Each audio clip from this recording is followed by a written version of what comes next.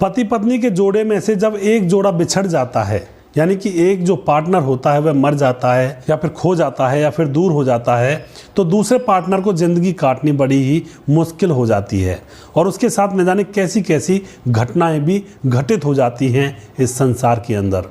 आज की जो घटना है वो इसी से संबंधित है। यहाँ पर एक विधवा औरत होती है। विधवा औरत से 6 लोगों ने उसको कैद किया और फिर 14 दिन तक उसके साथ लगातार उसको नींद की गोली देकर उसके साथ बलात्कार करते रहे। उसके बाद दोस्तों वह विधवा औरत थाने पहुंचती है और रिपोर्ट दर्ज करवाती है और फिर खुलता है यहाँ पर एक बहुत बड़ा राज। आखिर क्या हुआ था इस घटना के अंदर, पूरी सच्चाई यहाँ पर जानने वाले हैं। वीडियो को अंत तक जरूर देखिएगा।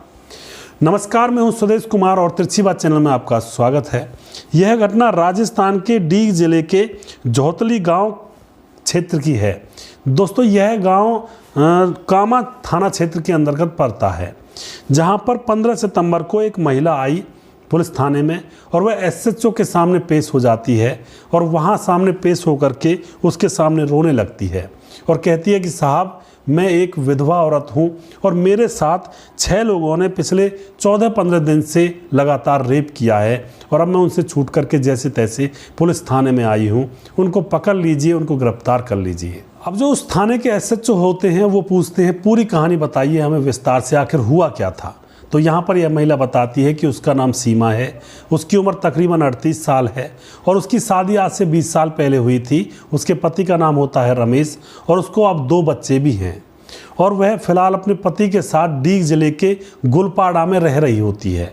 अब यहाँ पर वह बताती है कि वह आराम से अपने पति के साथ रह रही थी, लेकिन 2013 में उसके पति की बीमारी के कारण मौत हो जाती है और जैसे उसके पति की मौत हो जाती है तो उसके पति के कुछ खेत थे गांव में, उन खेतों में वह खेतीबाड़ी करती है और अपने बच्चों को पाल रही होती है। 5 साल तक वहां पर खेतों में काम करके अपने बच्चों को पालने के बाद वह अपने बच्चों को लेकर के मायके आ जाती है और मायके आकर के वह यहाँ पर भी दूसरे के खेतों में काम किया करती, आलू वगैरह बीना करती और अपने बच्चों का भरण पोषण करती, बच्चों को पढ़ा रही होती है।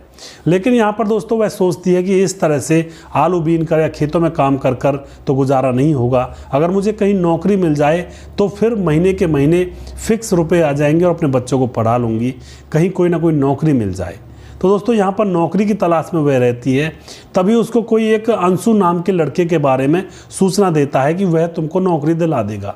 वह शहर में रहता है। अब दोस्तों अगस्त का महीना था। अगस्त के महीने में वह अपने खेतों से काम धंधा छोड़ करके नौकरी के लिए वह अंशु नाम के लड़के पर फ़ोन करती है। अंशु जो कि सीकरी में रहा करता है और अंशु से उसकी बात हो जाती है। अंशु कहता है कि तुम्हें यहाँ 20,000 रुपये की नौकरी मिल जाएगी और काम भी ज़्यादा कुछ नहीं करना है। तो दोस्तों यहाँ पर अंशु की बातों में आकर के वह महिला सीमा जो कि विधवा है वह सीकरी पहुंच जाती है 1 अगस्त 2023 के दिन। वह 1 अगस्त को अंशु के पास पहुंच जाती है। अंशु नाम का जो लड़का होता है वह उसको रिसीव करता है। अपने बच्चों को सीमा अपने मायके में अपने माँ बाप के घर छोड़कर चली जाती है। अब दोस्तों यहाँ पर क्या होता है, जो अंशु होता है वह उसको नौकरी के लिए बताता है कि तुम्हें नौकरी अच्छी मिल जाएगी और तुम्हें रहने के लिए इस घर में रहना होगा।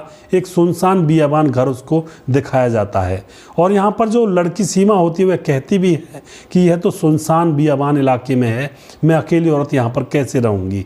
तो अंशु कहता है कि कुछ दिन यहाँ पर रह लो, उसके बाद हम तुम्हें दूसरा किराए का मकान दिलवा देंगे। अब अंशु कहती है कि मेरा इंटरव्यू करवा दो, कहाँ पर मुझे नौकरी मिलेगी। तो अंशु कहता है कि तुम यहीं पर ठहरो, तुम्हारा इंटरव्यू लेने के लिए मैं यहीं पर लोगों को बुला दूंगा जो इंटरव्यू लेते हैं।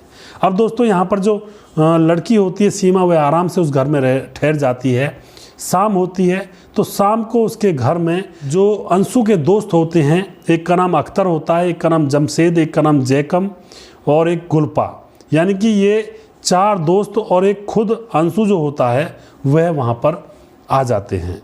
और आने के बाद अब क्या होता है दोस्तों, आने के बाद अब वह उसका इंटरव्यू लेने के लिए बैठ जाते हैं और फिर वहाँ पर कोल्ड ड्रिंक्स मंगाई जाती है। कोल्ड ड्रिंक्स के अंदर नींद की गोलियाँ मिला दी गई थी और नींद की गोलियाँ मिलाकर सीमा को कोल्ड ड्रिंक पिला दी जाती है।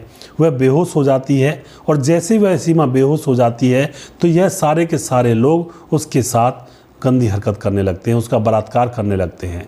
दोस्तों बलात्कार करते, बारी बारी से बलात्कार करते हैं और जब सीमा को होश आता है तो ज़बरदस्ती पानी में वही गोली डाल करके फिर से उसको पिला दिया करते और फिर से वह बेहोश सी हो जाया करती और फिर उसके साथ बलात्कार करते।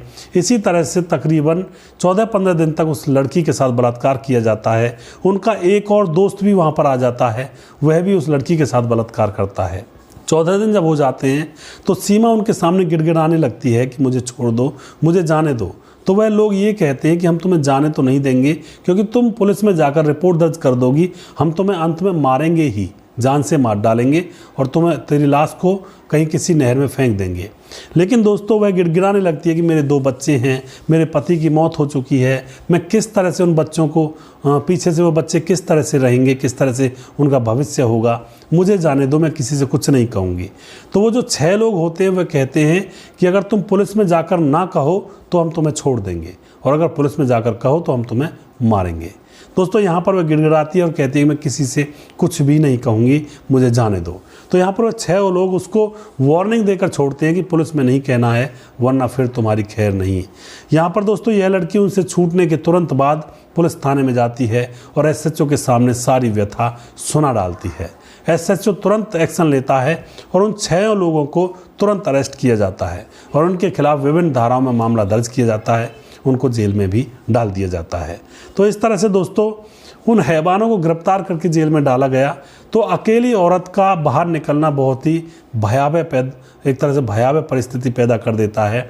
बुजुर्गों ने सही कहा है कि औरत, मिठाई और पैसा ये ऐसे ही खुले में छोड़ने की चीज़ें नहीं होती हैं, इनको संभाल कर रखना चाहिए। लेकिन आज के ज़माने में तो होड़ लगी हुई है, लड़कियां अपने पैरों पर खड़ा होना चाहती हैं और अपने पैरों पर खड़ा होकर बाहर निकलती हैं।